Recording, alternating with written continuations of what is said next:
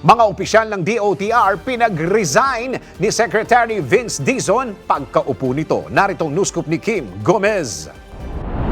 Pinagsusumite ni bagong Transportation Secretary Vince Dizon ng courtesy resignation ng lahat ng Undersecretary, Assistant Secretary at Director ng Departamento. Ito ay kasunod ng pag-upo ni Secretary Dizon sa posisyon kapalit ni dating DOTR Secretary Jaime Bautista. Sa isang memorandum na pirmado ng kalihim, nakasaad dito na kinakailangan ng mga nasabing opisyala na magpasa ng kanilang resignation bukas, Pebrero 26. Gayunman, nakalagay din sa memo na hanggat wala pang aksyon na ginagawa ang DOTR Chief, lahat ng Undersecretaries, Assistant Secretaries at Directors ay patuloy na magtatrabaho sa departamento at gagampanan ang kanilang karaniwang mga tungkulin at responsibilidad. At yan ang news scoop. Kim Gomez, nagbabalita ng tama, naglilingkod ng tama.